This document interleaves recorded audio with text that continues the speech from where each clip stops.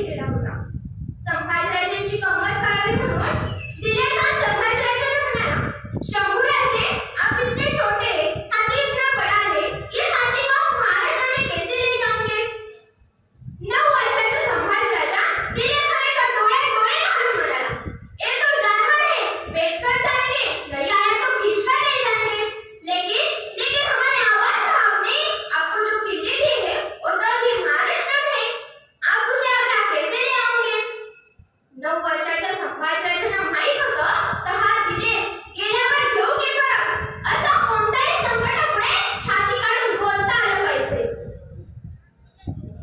सन 1260 मध्ये पन्हाळ्याच्या वेळातील शिवाकाशी म्हणजे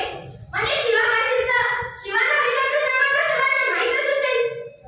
मी स्वतः शिवाजी महाराजांचे रूप घेऊन सिद्धेश वाघरे जातो असं शिवाकाशी म्हणतोय. मित्रांनो, लढता लढता मृत्यू येणं गोष्ट वेगळी आहे, पण मी फक्त मरायला चाललो आहे म्हणून जरा गोष्ट वेगळी आहे. त्याला माहित होतं मी लढायला नाही तर मरायला चाललो आहे. ते टाळतो फक्त आणि फक्त मृत्यू. या मृत्यूला लिंग देण्यासाठी शिवाकाशीचे मोठे बलिदान आहे.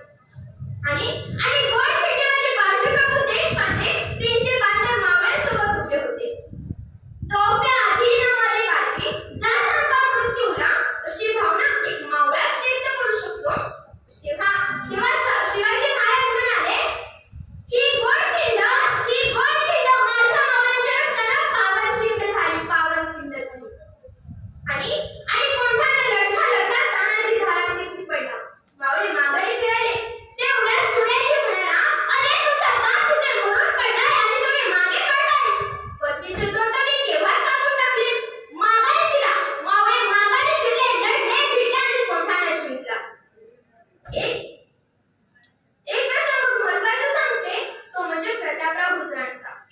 प्रतापराव गुजरांनी घोलवड खानाला पकडले होते.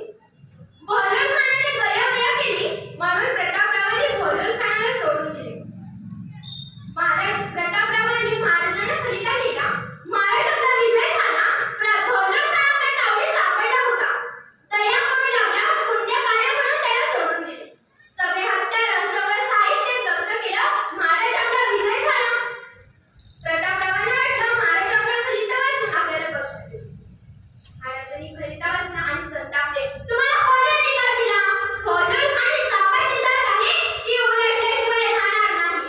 घोलवड खानाला मारल्याशिवाय रायगडावरच्या मला तोंड टाकायला येऊ नका. तुम्ही तर सेनापती असून शिपाईगिरी केली. महाराजांच्या खलिता वाचून प्रतापरावांना प्रचंड दुःख झाले. त्यांचे हे शब्द काळजात घर करून गेले. रायगडावर शिवराज्याभिषेक होणार होता. शिवाजी महाराजांचा राज्याभिषेक होणार होता. सगळे तयारीत लागले.